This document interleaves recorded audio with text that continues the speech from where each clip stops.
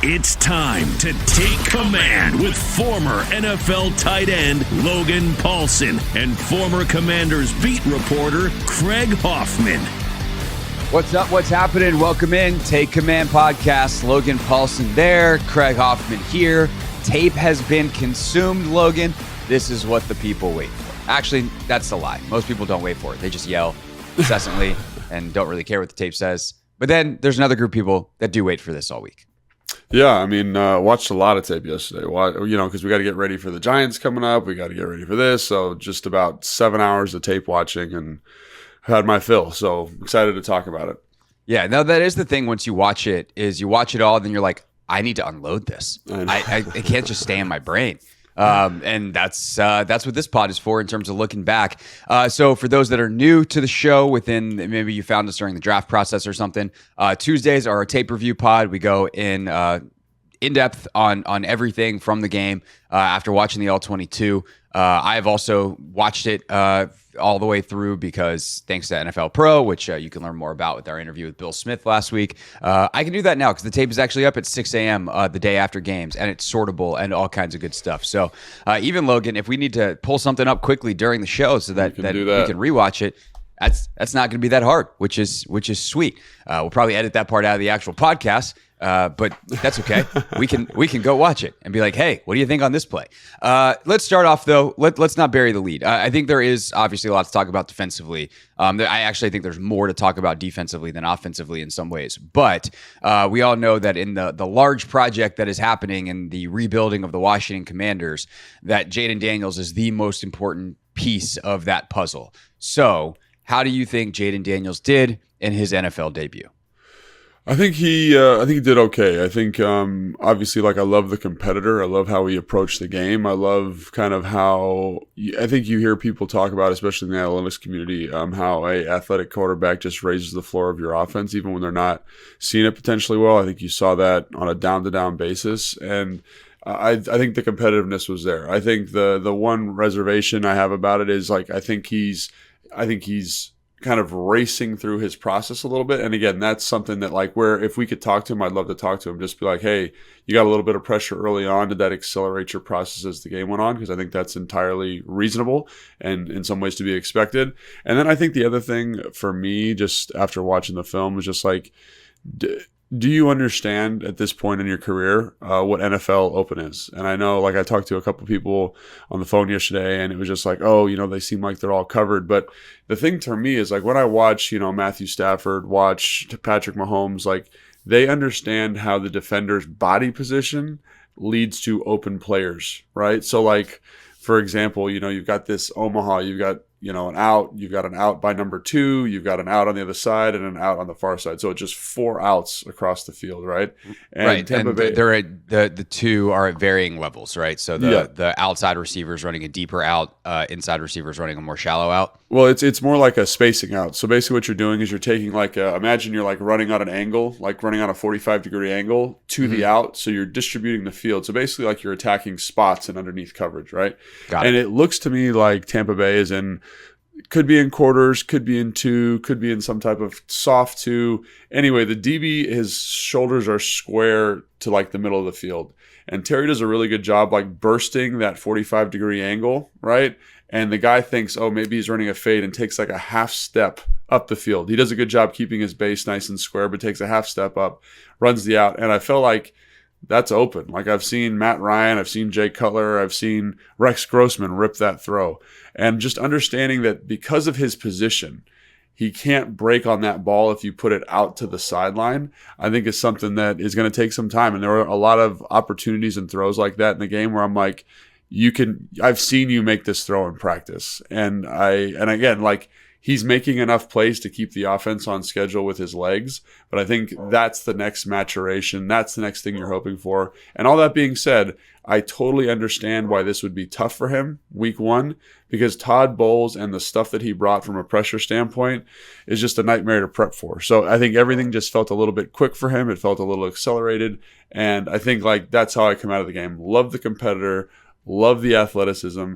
Love some of the ball arm skill that you saw, but I think there's some areas where he can grow for sure.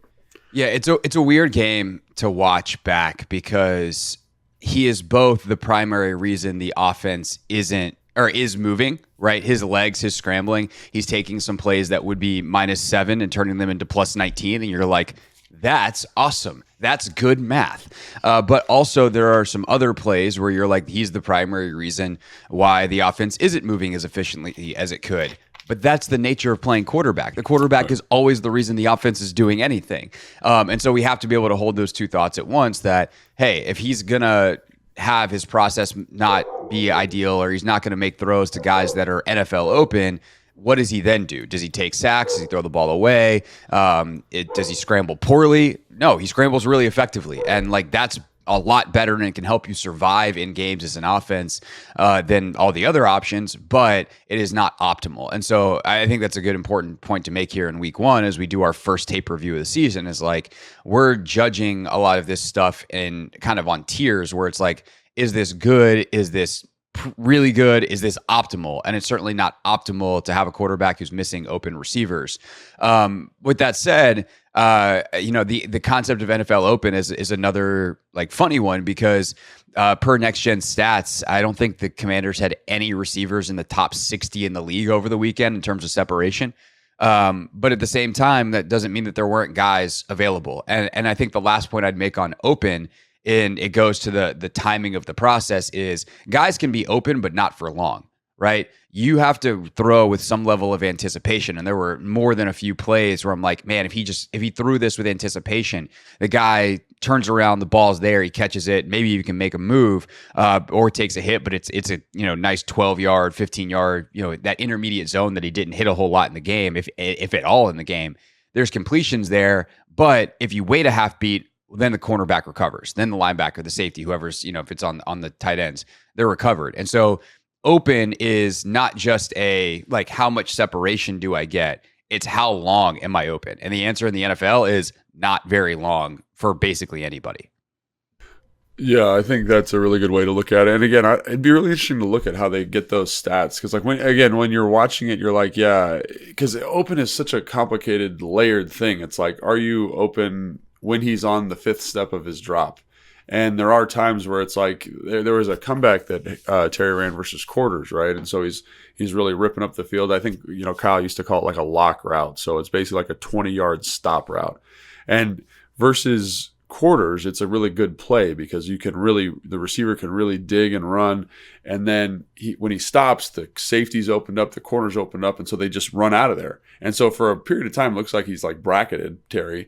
And then when he puts the brakes on, like, he's wide open. And so if Jayden gets to the top of his drop, takes a hitch, and throws the ball, like, understanding where Terry's going to be, like, he's going to look like he's wide open. And so I think like that's another thing like that I have to say is that I don't understand totally yet the timing and the positioning of the offense. So to me, I'm like, this looks like where the ball should go. This looks like the timing the ball should be there, but we're still learning kind of Cliff's system, or I'm still learning Cliff's system. And so like, obviously if this is like a Kyle or Sean derivative, like, it makes more sense to me. It kind of pieces together in terms of timing, but that's something that my analysis will get better as the season goes on and we learn more and we watch more of Cliff's offense in game. But I think that's the kind of stuff I'm talking about. Like, a lot of people have said to me, oh, like, people aren't open, next gen stats, but I'm like, this is a throw that he should probably make, that it's open right now. I don't know if it's next gen stats open, but it looks open to me on film. And so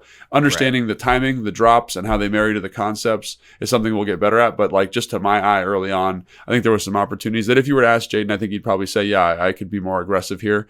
And I think that's the exciting thing for me as a fan of Jayden and as a fan of this team, is there's so much meat left on the bone, because it's not like I haven't seen him do it. Like, I've seen him do it in practice over the course of training camp. I've seen him make some of those anticipatory throws. And so it's like, hey man, we just got to settle in. And again, this is a tough week 1 matchup for a rookie quarterback because of all the stuff we were talking about. Like, you were mentioning something earlier about like how like he picked good times to scramble. There's times where there's like completely free runners to the quarterback. He makes the guy miss. He scrambles for 16 yards. Like great job. But I'm sure that is somewhat psychologically impactful, as the game goes on. How long can I actually sit in here and make these throws, and how much do I have to accelerate? And I said I watched some Giants film. I think next week against the Giants will help him settle in a little bit, because they're not quite as aggressive. They're not quite as nuanced.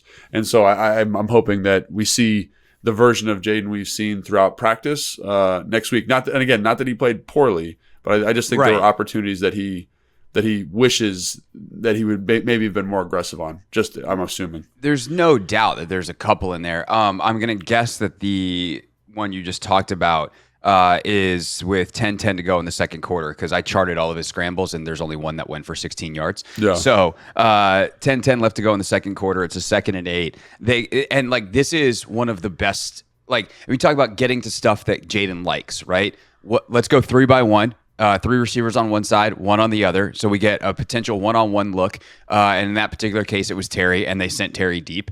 I believe they wound up bracketing him on that one. They also run on the other side a concept that includes a slot fade, which is Jayden's favorite throw, and he's awesome at it. Tampa covers it. But they go, so it's 3-by-1. They're running some of his favorite routes. They're giving him opportunities to do the thing he does best. And it's man-to-man for Tampa, and they cover up everything. Completely 100% lock it down. And then on top of it, they run a line stunt up front, and Brandon Coleman misses the looper. And so Coleman's got a free shot right at him, and everything's covered. There's no like, hey, let me get this ball out quickly, anticipate a throw. No, it is completely covered, and Jayden makes the guy miss, and he winds up running for 16 yards. That is like, I don't know. Are you a grade? Are you you do like plus, minus, up to what, 3 pluses on every given play? Well, that's as many pluses as you give out on that play. Yeah, I try to like make notes, but again, like this is the thing. This play, I think, is a really good encapsulation of what like is tough about this Todd Bowles defense. Is like you mentioned that they've got like this 4-man front, 5-man front, 4-man front. They got 4 guys in the game, and the way that you're sorting that is, I'm assuming that Coleman's to the man side.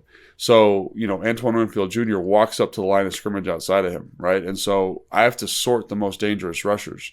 So when my defensive end loops away, there's a rusher seemingly standing right in front of me. So my eyes are there. However, like they're actually bringing the middle linebacker who is plussed to the offensive right of the center. So he's like really not even in my vision. So like, when he comes, of the people that you are responsible for as Brandon Coleman, he ain't one of them. So technically he is responsible for him, but I understand why you don't see him, because he's over there. So like you're kind of like you're looking. There's a threat right here. You set the threat, and then this is actually the guy that ends up coming, and that's why this is so tough. And I guess like when you look at the rush patterns that Todd Bowles brought, there was a lot of that stuff where they're bringing cross dogs, late loopers, and it really challenges, especially to the man side of your protection, it really challenges the offensive line's eyes, and like that's the other thing about getting everybody near the line of scrimmage is you misidentify who you're supposed to be working to. So I'm not criticizing Brandon Coleman for this. He's a young player. This is a tough pickup. Yeah, I was about to say, and by the way, it's a young player who's playing on a very limited rotational basis in this game. So it's not like he has a feel for it. He didn't have a ton of training camp snaps. So like, This is if you think it was hard for Jayden Daniels to play on Sunday, Brandon Coleman, what an introduction to the league for you, young man. And he had like 14 snaps, and I thought they were all pretty good except for this one. And this is again like one that comes with. I think this might even get like a veteran player. Like this is a tough look. But then again, to make the guy miss, and this is again where the floor of the offense becomes so important. You make the guy miss, you scramble for 16. It's like, oh my, we just stole a possession, because this should have been a sack. Like. At work, like this should be a sack, but no, it ends up being a miss. Not only did it make a miss, but then we gained a first down. Like it's incredible. It's an incredible tool, and it's the one thing that I think a lot of draft analysts and us were really excited about coming out, is that he has this ability, and now it's just about kind of all that other stuff that we've seen coming together, and him performing to that level or that standard that we set. Yeah, no doubt about it. Let me ask you this, kind of to wrap up on Jayden specific, and then we'll branch out into the rest of the offense. I thought in the first half, most of his scrambles were good scrambles. I've got, Wiley losing inside twice. The second one he oversets on a wide 9. Dude, can we just talk about that real quick? Like Yaya Diaby is an absolute maniac. Yeah. Like I didn't realize Yaya Diaby's the edge rusher for Tampa Bay. He was like a 4th round number pick. 0. Yeah, he was a 4th round pick. Like his power and his strength, like not only did he give Wiley fits, but he rushed inside a couple times and was like collapsing. He gave everyone fits. And I just, I want to circle back to the protection and some things that Cliff did in the second half to make some adjustments. But we need to make sure we come back to Yaya Diaby because what a player he is. But he got Wiley twice in the first half, and there was nothing Jayden could really do about it. So those are the first two. De'Ami Brown gets held up on a route. He maybe had time on that. That was the one where Eckler had the big block on third down. Probably had a little bit of time there, but not a terrible scramble. And also, ultimately, it's 3rd and 4, and he scrambles for 17. Can't get too mad about that. We had the one we just talked about. And then, there's one later in the half with 8:29 to go where I'm like, you probably could have just stood in the pocket and made a throw. But 4 out of the 5 scrambles in the first half, I'm like, those are actually good decisions. And my question is, if you have that kind of half, especially in your first NFL start, how much do we think that affected his process? Could you see it changing throughout the game to be let me default to scrambling a little bit more because I don't have the trust that my guys are going to get open and my line is going to hold up? Even though in the second half, I thought that they did a better, a significantly better job in protection. And there were definitely more of his scrambles that I thought he should have made a throw or tried to extend the play a little bit or just hung tight in the pocket. Yeah, so I'm gonna push back a little bit. I understand he's getting pressure on those plays, but for example, the first scramble is the one that he has the Omaha route on. It's the 4 outs that we were just talking about. And to me, if he's on time and is on rhythm and throws the ball when he's supposed to, I'm not sure he even feels the pressure because it's quick game, and so the ball should be out. However, I'm not going to fault him. Wiley does lose immediately, though, so I'm not going to fault him. Yeah, that's what I'm saying. I'm not going to fault him. But if you're looking where you're supposed to look and you hit your top step and the ball's out, I've seen that happen too, right? I think there's another play that's the next scramble where there's it's a wheel curl to the front side, and Terry is what I would classify as NFL open, and for whatever reason, and again, I don't know the progressions, so that for them might be dead versus man-to-man coverage or whatever, but but he's open, and for whatever reason, you bypass it really quick to get to this kind of angle concept on the backside where someone's trying to clear out the hook defender, running across the field, and then Zach's running like a return route right behind it. And that gets all gummed up because they're 4-over-2 for some reason there in terms of their drop structure. But I'm like, why did we rush through the first one to get to the second one? And again, the scramble after getting to the second one is the right decision.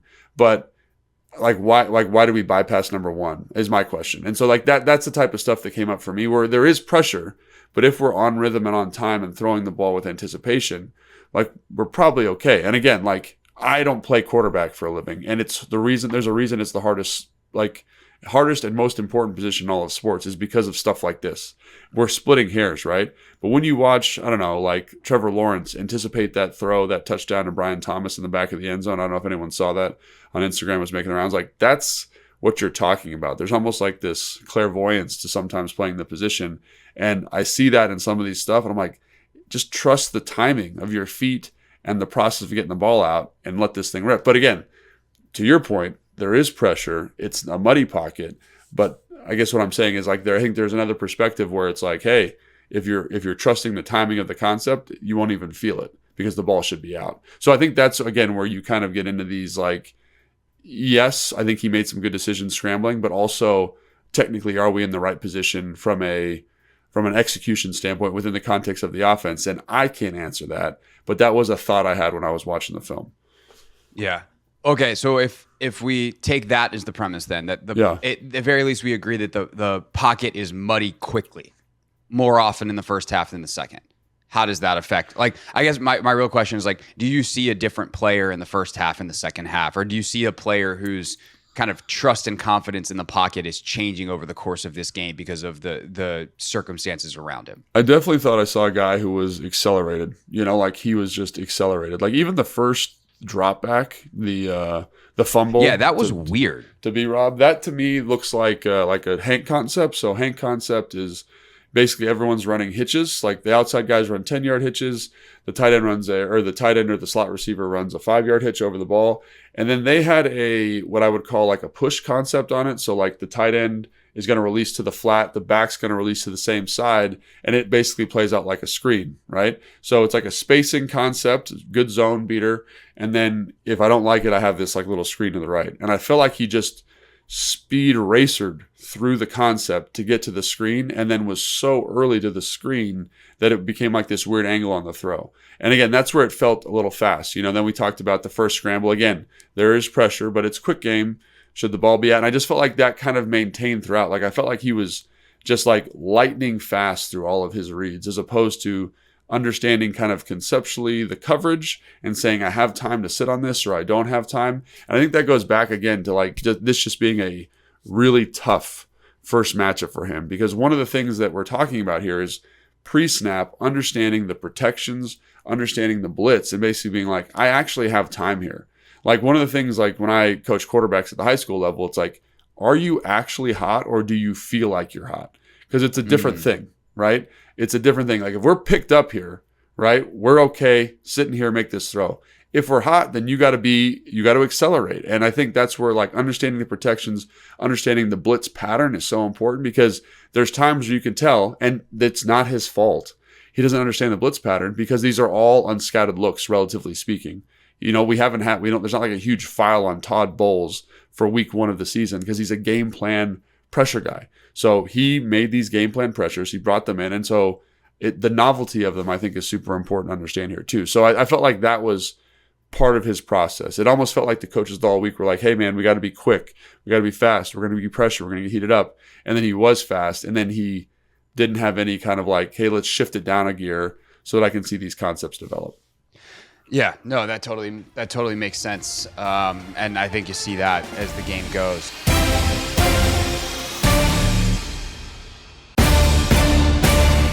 But there's a bunch of other things to talk about with the offense, so let's get into that. I'm sure we'll circle back to some points on Jayden as we go. The offense, I thought, made some interesting adjustments in this game, and I think we also see some of the shreds of what this offense wants to be from an identity standpoint, Logan. But what did you see kind of Cliff's plan, how they tried to protect, how they deployed their receivers, whatever your big, like non-specific to the quarterback takeaways were on the offensive side? Yeah, so this is why you watch film, honestly. Like, because when I was on the sideline in the game, I was like, man, this feels, especially compared to Tampa Bay, it feels very stagnant. It feels very stiff. It doesn't feel like there's a lot of space in the back end. And then you get to the film and you're like, actually, like this lines up pretty good. You know what I mean? Like in terms of spacing, in terms of opportunities, like it lines up okay. And so what I'd say is, to me, I felt like they were trying to kind of feature Zach Ertz, feature those one-on-one matchups. And there were times where, if you go through the clips, especially on some of those deep crossers or seams or even short crossers, like he's open, he's one, it's good. Is it in the timing of the drop? Hard to say exactly, because we're still learning Cliff's offense from watching it.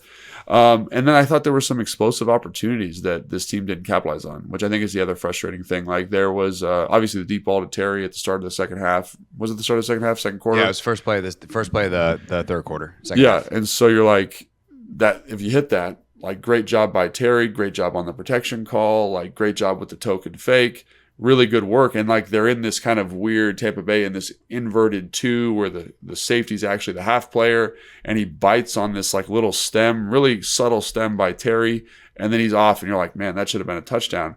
And then in a couple of plays, I think not in that same drive, but maybe not in that same sequence, but maybe the next drive, there's a dagger concept, right? So dagger is like a deep dig, like 15-yard dig, and then number 2 has like a clear out. So basically like you're holding coverage so that dig can come in right behind you.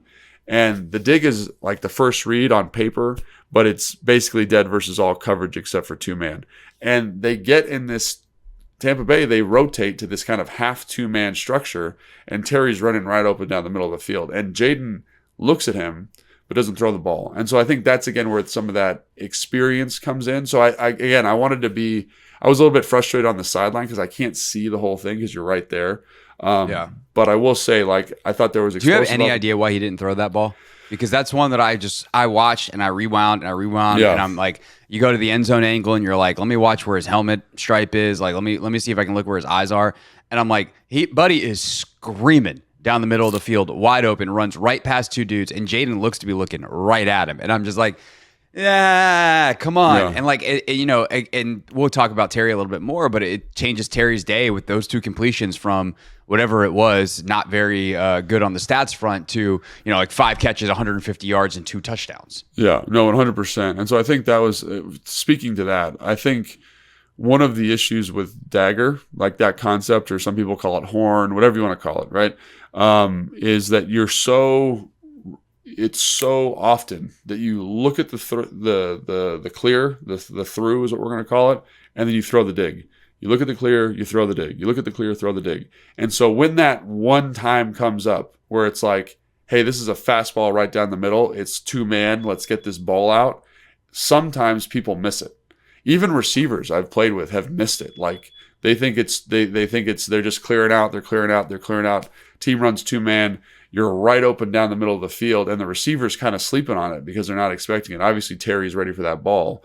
But I think that is what I'm going to say, is I would anticipate that he didn't see it quick enough that it was 2-man, and he wasn't expecting it, because it wasn't really 2-man. It was like one plug. So like there's one safety in the middle of the field. He just, because of the offensive formation, is so far to the offensive left, like it plays exactly like it would in 2-man.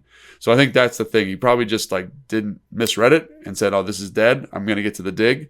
And then the dig, because the guy's trailing, the defensive back is trailing the dig in 2-man, he can undercut it. So that's dead. And that's why you throw the seam, or throw the through versus 2-man. So I think I'm hoping that it just was like, he didn't totally identify 2-man. He saw one plug and then went maybe to throw he saw it. the other safety rotate down or something like that. Yeah, no, I think that's exactly right, because it didn't. That half of the field is for sure 2-man. That's how it plays. But on the right side, there's no half safety, so it's like, oh, that's single high.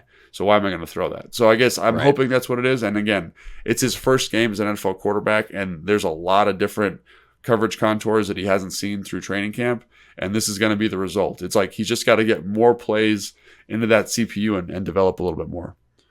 Yeah, for sure.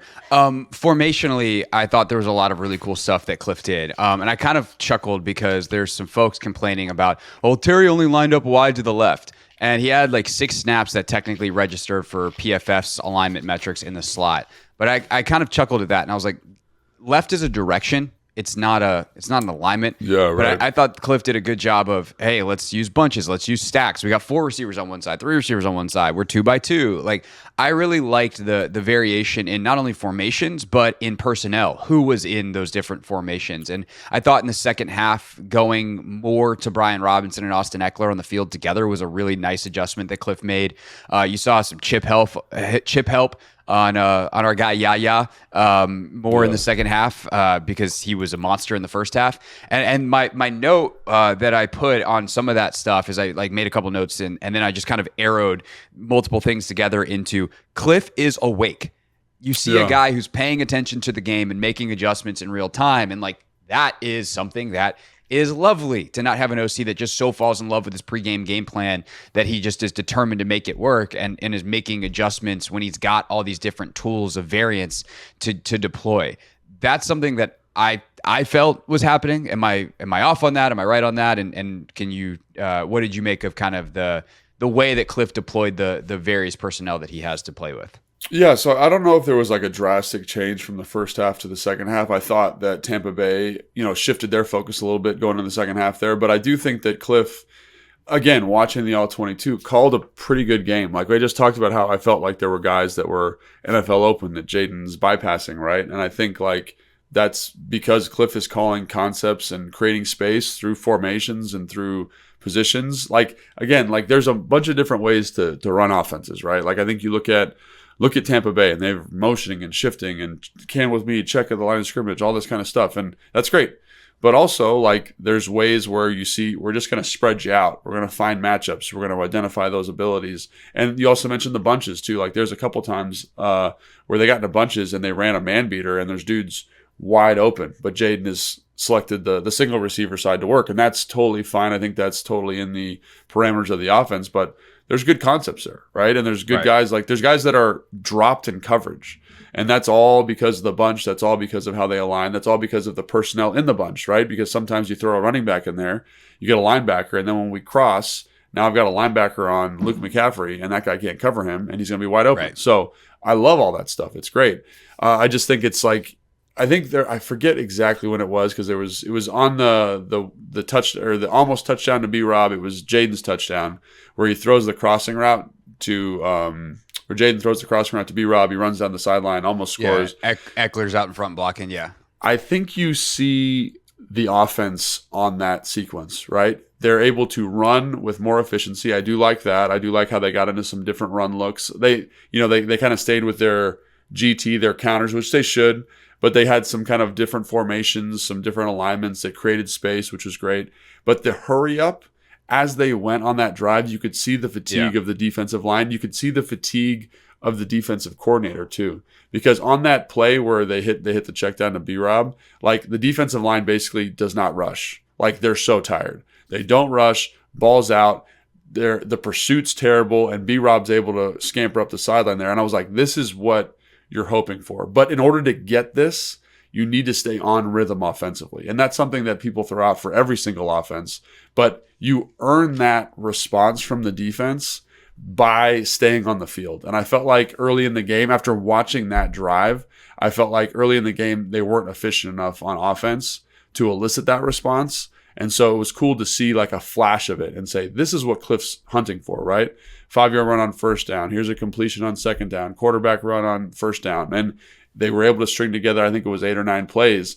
And it's exactly what you want from the hurry up. Simple defensive structure, simple rush, and let your offense cook. And so I think that's the thing that was exciting for me is, again, we talked about some of the cool stuff Cliff did, but seeing the actual iteration of the offense on that sequence I thought was really cool. And I'm hoping that once Jayden is a little bit more efficient, and once the staff understands what he feels comfortable with too, right, that this whole thing becomes clean, and that's the version we're seeing, 60% of the time. They just couldn't get the drive starters going for a lot of these drives, and that's why they couldn't get into the tempo, because Cliff, to his credit, and probably some conversation with Dan, et cetera, they're like, hey, we can't go quick just to go 3 and out quickly. And so if you get a couple of first downs, and that seemed to be the magic number there, it was like once they got their second first down, they were in it. It's like, okay, now we're in tempo. So that drive, they had quick game to Ertz, B-Rob for a first down. They got Terry his first catch in a quick game situation, and then B-Rob, for a first down. And then they're in tempo, and they're off and running. And I think what you see too is kind of what I was talking about with the different usage of the personnel. I think that in that drive is when they had like that funky I formation. Yeah, they were both in like offset gun. Yeah, like the backs, on the same side. They on that play to B-Rob, the big one down the sideline. They kind of lined up in tight end like alignments. It was almost like a wing T, but in shotgun type of deal, where they're both attached to the line of scrimmage, behind it, but attached. And they're split out some, but Eckler and B-Rob are out there, and they're running stuff that you'd run out of 21, out of 12, out of 11. And that versatility for both Brian and Austin is so big. And to watch them use it in that tempo where it's like, wait, where's my guy? Like, wait, who's lined up here? That is, to me, that is the you talk about optimal and optimization. That is the optimal version of this offense. Yeah, I agree. And I think, again, the flexibility of the personnel is big. You saw Ben in there, Benson in a little bit. You saw both backs. You saw Zach and Bates. And those are the flexible chess pieces of the offense. And so I think on the sideline after the game, I was a little bit frustrated. But after watching the film, I feel significantly better about what they're going to be and what they can do. So I think that's something that I'm really excited about. And it really comes down to Jayden's development. And I think that's important. I just wanted to point this out. I know we're kind of done talking about Jayden, but he's still a young player. There's a lot of growing that still needs to happen in this offense with NFL defenses and understanding what you can and can't get away with. And so as that process, because again, he's a guy that's shown an ability and a willingness to learn and grow. And as that happens, and as he sees more of this, we're going to get I think there's an opportunity for a special kind of offense, but it's going to take some time. And I go back to what Kyle said to me in 2011. He said it to the whole offense, but he's like, it takes 3 years to learn an offense, right? Because every single look, every single alignment is new to you in the offense. And so the more reps, the more time on task, the better this group's going to get. And I really can't wait to see what it looks like against the Giants, who, again, like I said, we're going to preview them on Thursday, but are a much more straightforward group from a rush coverage standpoint. Much more bend but don't break, and I think this is going to help Jayden this week. Yeah, and this is a yes and not me disagreeing with Kyle Shanahan about offense, but it doesn't mean you can't be good along the way as you learn. No, right. And it's going to be matchup dependent. It's going to be situationally dependent. You're just not going to be as consistent week in, week out until you have all those reps, all those time on task, all that time together. But you can certainly be good along the way, and we certainly hope that the Commanders can be better offensively, even if I think we'd pretty much graded out as an okay performance in a debut, and especially with the circumstances going against a Todd Bowles defense.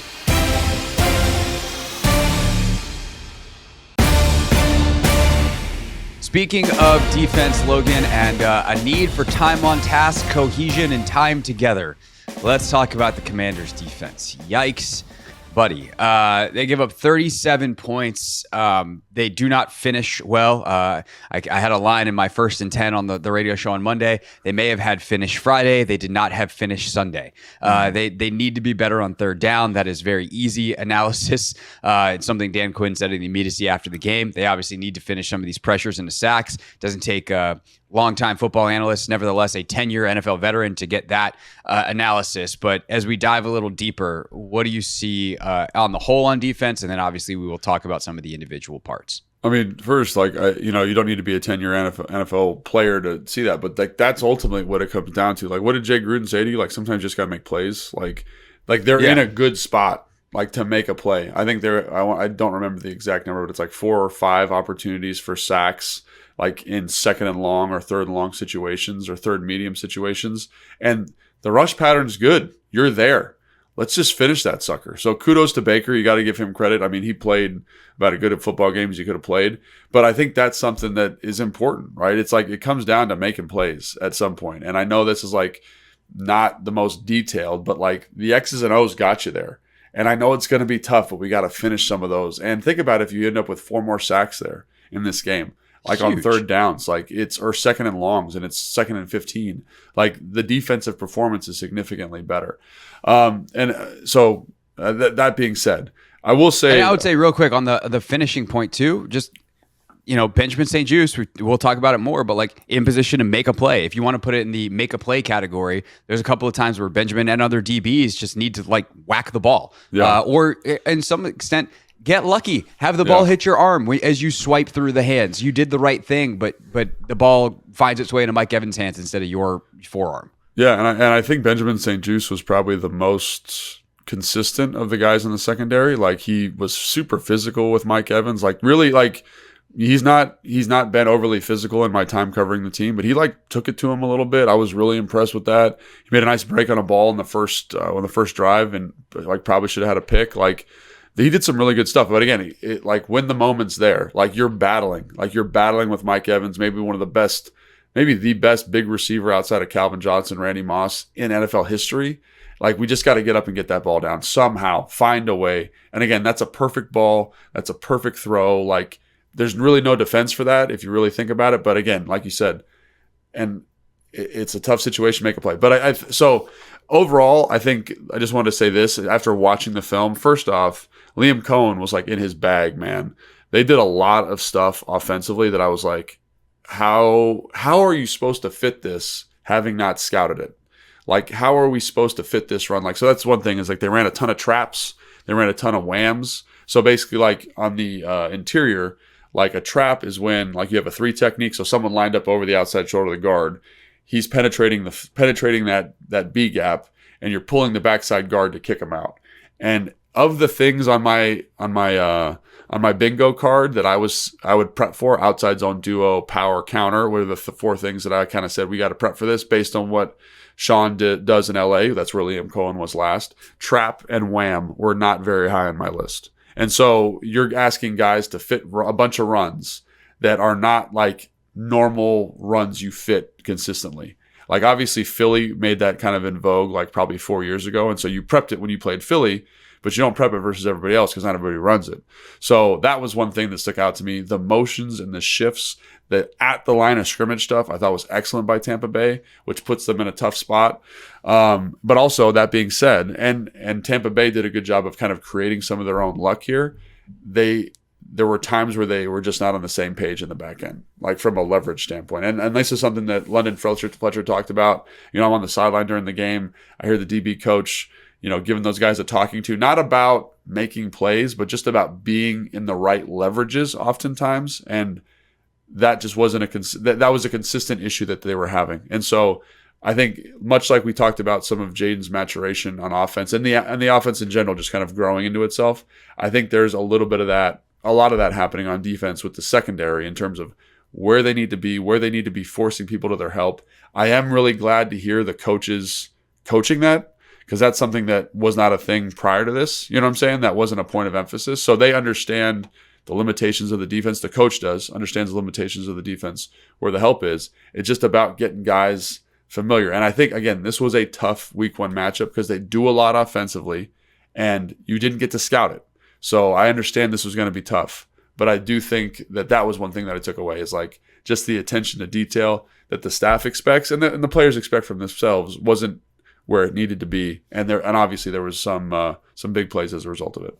Yeah, there's some situational awareness too at times. Like there's the one completion on Forbes. You're like, man, that's good coverage, but it's 3rd and 2. So why is cushion off as much? There's a couple other plays too where there's a situational awareness stuff where you're like, hey, that's maybe fine in a different scenario, but we can't give that up here because that's exactly what they want. Let's just go ahead and talk about Forbes real quick, because obviously big topic. We still don't know, I think, officially whether he was benched for performance or there was some kind of injury that happened.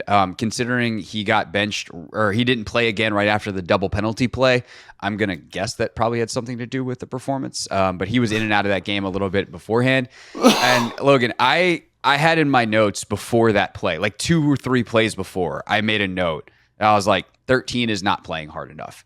And that's not like my own personal assessment. This is like 13 is not playing hard enough for what Dan Quinn and Joe Witt Jr. and ultimately Adam Peters expect. Like this is just not up to it, where you're not getting stuck in on tackles. Like you're just kind of letting a guy fall to you, and then as he's being tripped up by one of your teammates and pulling him down, it's like, no, you need to go in there and like prevent the extra 4 yards of falling forward. He had earlier in the game like not really gotten in on some runs. There were some plays where he did, but it's not consistently. It's not every snap. You watch him compared to Mike Sanders still in the way he flies around, and Mikey made quite a few mistakes in this game and wasn't always solid in his leverages, but like it wasn't for lack of trying. That's for sure. Like you see the physicality that he plays with, and like, playing hair on fire, et cetera, pick your analogy. And so that, like, yes, there's the technique stuff and getting that double penalty and being caught flat-footed, not trusting your help, not trusting your coverages, not trusting the scheme, not trusting your teammates. But then there's also just hey man, are you going to bring it or not? And to me, that's where the conversation with Forbes gets really interesting, in terms of his future here. And like, I'm talking about immediate future here, because if you're playing poorly from a technique standpoint, but you're getting caught trying and you're progressively getting better, that's something that I think this staff at this point in the calendar is willing to work with. If he's not going to play up to their intensity level, that's not something that they're going to tolerate. So one, I'm curious if you felt the same way at all, either on the sideline during the game, if you were watching him at all, and or as you watched the tape, and then two, like what do we make of whatever you make of it? So first, I just think it's important for fans to remember that it's week 1. Yes. Don't overreact to week 1. Like I had a fan text me that like we made the wrong decision with Jayden. Like I'm like, how could we even know that? How could we possibly know that? It's so early, and so I'm gonna give Forbes the same grace that I'm gonna give everybody else on the team. It's week 1. Every team. How many times have you watched a team start 4-1 or 4-2, and you're like, they're going to the Super Bowl, and then the Eagles started 10-1 last year. The bottom falls out, right? Like this is part of the process, right? Is identifying offensively and defensively, like who we are, what we're good at, and how we want to play. Like it's part of it. Like as much as we want to say like they got to figure it out this offseason, like when I say like it takes a while to learn an offensive and defensive scheme, it takes a while for coaches to learn what the guys feel comfortable with and what we can call in game. So I just think that's important to just keep in mind when having this this conversation about Forbes. For me, I watch more schematically when I'm watching, so I didn't like fixate on Forbes the same way. But I do think that there were some issues. Like, again, like when I'm on the sideline and I'm walking and I hear the coach yelling about keeping your leverage to him, I'm like, that's obviously a significant thing in this defense, and that's something that's important. And so, to your point, like, I don't know about the effort specifically, but if you're not doing what I'm asking you to do, and I've been very clear about it, that's going to be a point of frustration, obviously. So again, it's week 1. There's a lot of new looks. There's a lot of new formations that maybe they didn't have time to cover in detail. And I think I'm going to give him some grace, right? I'm giving the whole team grace after week 1, right? That they're going to be able to get this corrected after a tough matchup. So I think that's my kind of thought on it. Again, he got benched for whatever reason. He wasn't playing super well, but that's happened to me. Like, who am I to say? Like, that happens sometimes. Yeah. It's about how you attack the week and get ready for the next week, which is a much more favorable matchup for this group. Yeah, to be clear, that is also how I feel, right? Yeah. It's 1 week. And I guess it's really like, depending on your effort level, that's going to determine the length of your leash. Yeah, sure. That is really kind of what I'm talking about here, is like, it's week 1 because he started camp slowly. And I think we would say a lot of the same things about how he played in camp, and he came on strong. So I'm willing to let him, especially like, it's September. What are you going to do? Go draft a guy on the famously, whatever you want to say, like the famous September 15th NFL draft? No, that's not a thing. So like, your best bet is to continue to stick with it, but they've got to find a way to reach him. It looked like they had in camp, and then he comes out and looks like he did early in camp in game 1, and you're like, hey, Emmanuel, I thought we talked about this. Yeah. And so that's kind of my thing, is if he is going to play like he did early in camp, and in week 1, the leash becomes very, very short, and they might move on, not just in terms of benching him, but I wonder if they just move on in general, a la they did with Jahan Dotson, and they try to work out a trade to get him somewhere else. If he bounces back this week and is, again, a lot more intentional, is a lot more physical, is a lot more all of the things from a play style standpoint, I'm willing to live with some of the mistakes to see if they can get it out of him as the year goes, because they simply don't have a way to acquire anyone more talented at this point in the calendar. And then if it doesn't work out at the end of the year, I'm not saying you have to marry him long term. You just move on. So I think that is something that, is just worth talking about here with him, is like, it's not saying I give up on him. I know a lot of fans already have, because like, oh, we had 17 weeks last year. And I'm like, yeah, the coaching last year, not very good. And I think you have to dig him out of that confidence hole too. But I think it's a challenge for this staff to try to figure out what it is. And I think one really, really telling quote from Dan in the post game is, he's talking about St. Juice, and he's like, when you go to Benjamin and you're like, hey man, what'd you see? And he's like, I got to turn the other way. Like on the first Evans touchdown, he's in great phase, but he turns the wrong way, and that prevents him from making the play on the ball. And he knows, and Dan's like, I can work with that. When you go to a guy and you're like, hey, what happened? He's like, I don't know.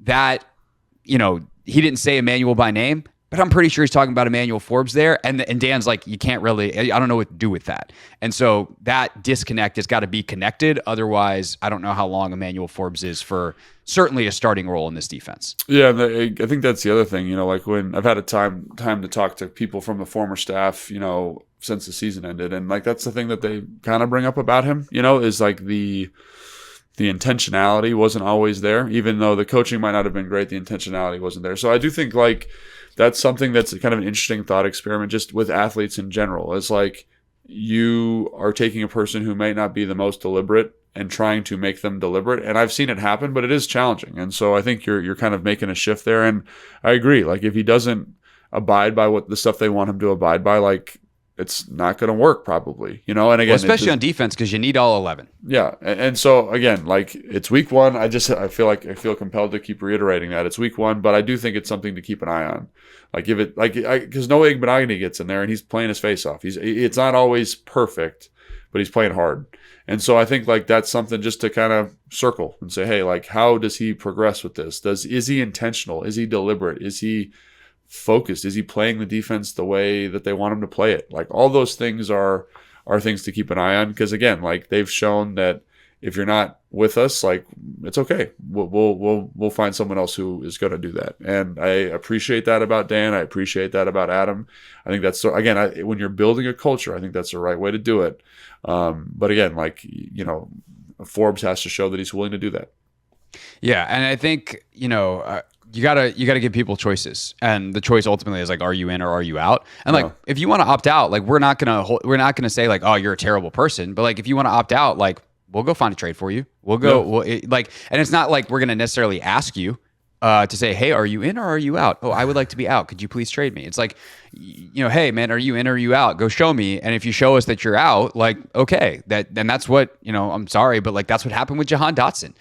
There were clearly, like, there's been enough reporting on it that they basically were like, Jahan, are you in or are you out? You can do things we ask or not. And he repeatedly did not. And so they've traded him to Philadelphia. Yeah. And so, that is the test, I think, for Emmanuel moving forward. I think he was kind of at that point in training camp too. It sounded like from some of the rumblings I've heard. Not that I'm not reporting anything. I'm not like, oh, I had someone tell me they were about to trade him. I'm very much not doing that. But like, they were clearly frustrated with him and some of the inconsistency, and he just turned it on the last couple of weeks of camp. And he was like, and all of a sudden you hear Quinn at the press conference being like, that dude is bought in. And so that's why I think it was surprising. And so how do they get him back to that level? That is certainly a key question moving forward.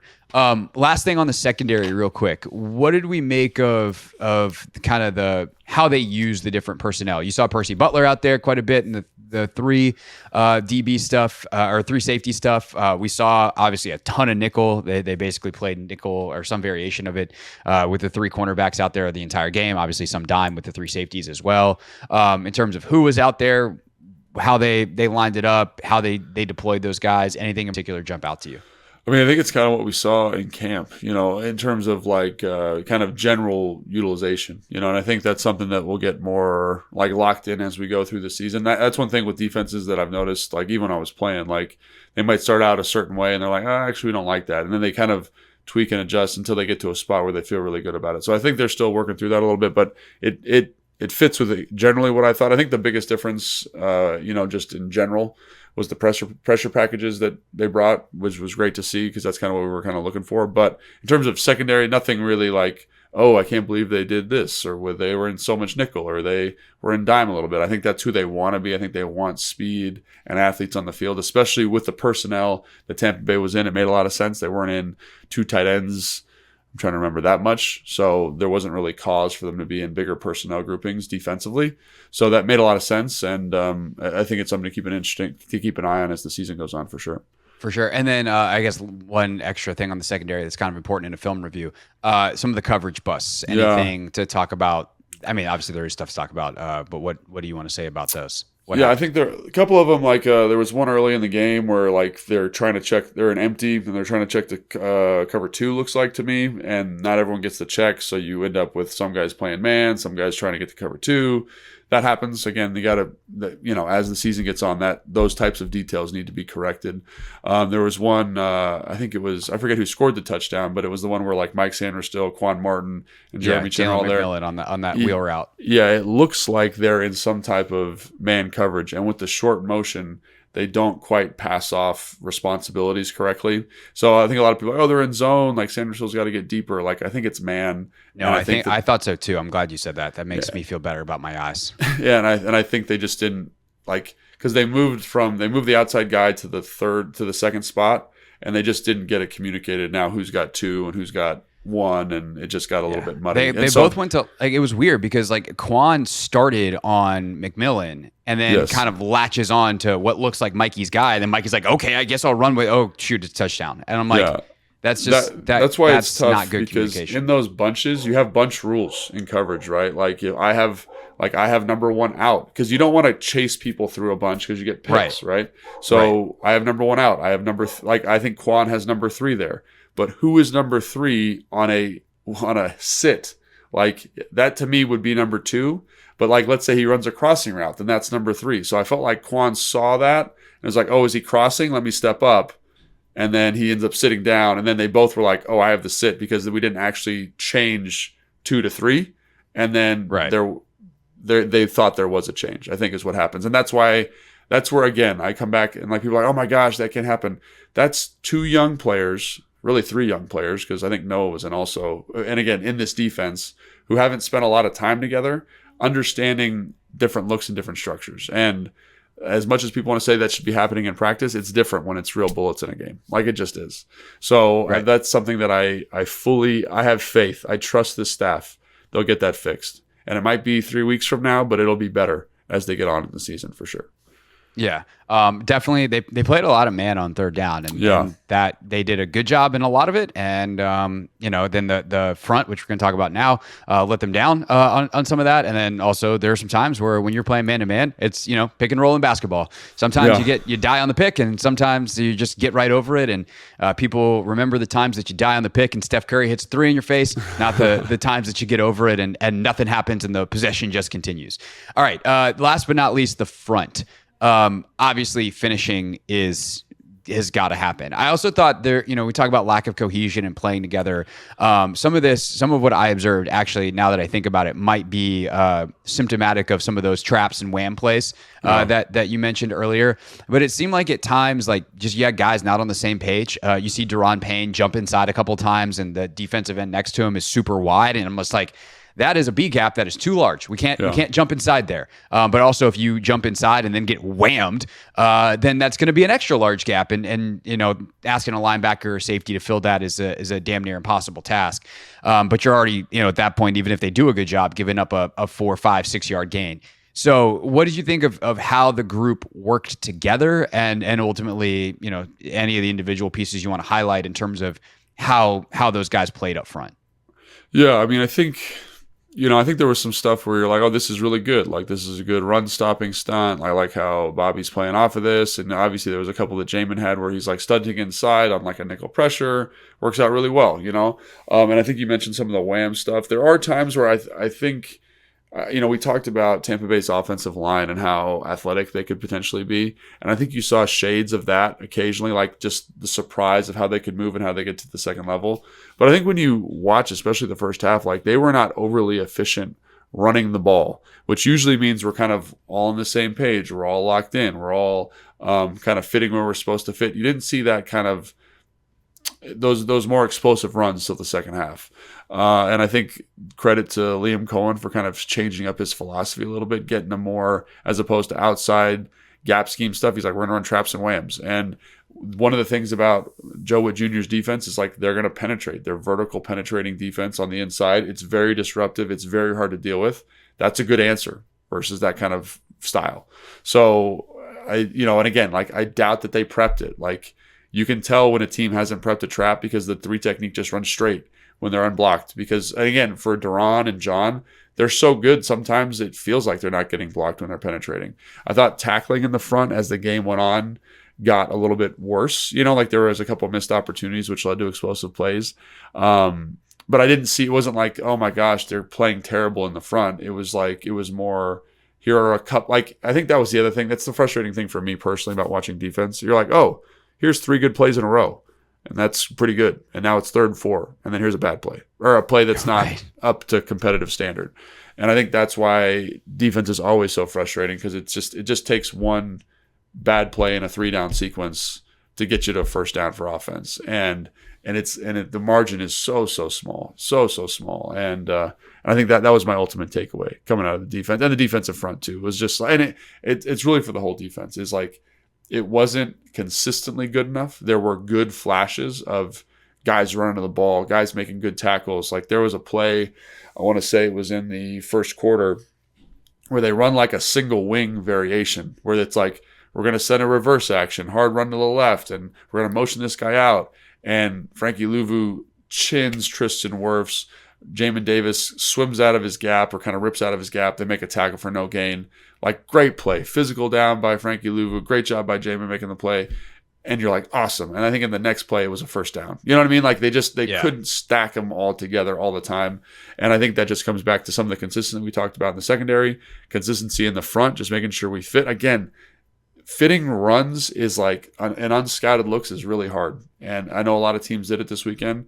This is a tough team because it's a new offensive coordinator. It's a very complicated defense. So I'm just going to kind of say, hey, this was a tough one. And hopefully next week when we've got film on the Giants, it's a little bit more straightforward offense.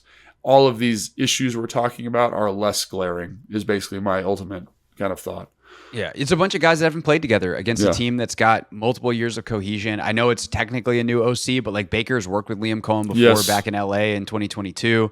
And a lot of these guys have run similar schemes before. Canales and what they ran last year, like there was a lot of this West Coast stuff in there, even if Canales also brought like some spread action to it.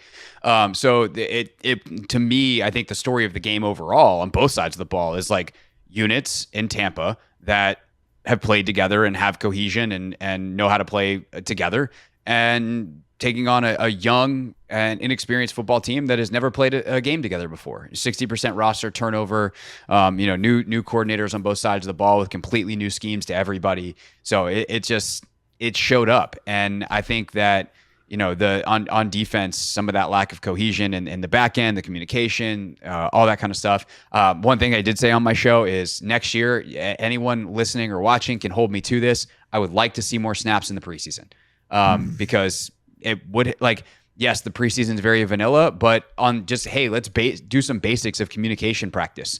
Like that would have been helpful in this game. I don't know how helpful. I don't know how much it moves the needle, and it's less helpful than if Quan Martin gets hurt. And I understand that risk, but like eventually you got to be ready. And week 1 is the time to be ready. That said, it's a long season, and they will continue to get things sorted out, because I agree with you. I do trust this staff over the long term, and I think this is a particularly difficult, talented, and well schemed up staff. All right, anything else to tack on here at the end? That's it for me. I'm really excited for our Giants preview and the Giants game. I think, again, like I've said a bunch of times, I think this was a tough draw for week 1 for this team.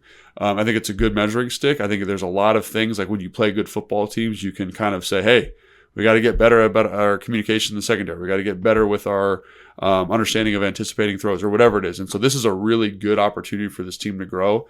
And I'm excited to see how they grow from today to, this Sunday coming up here.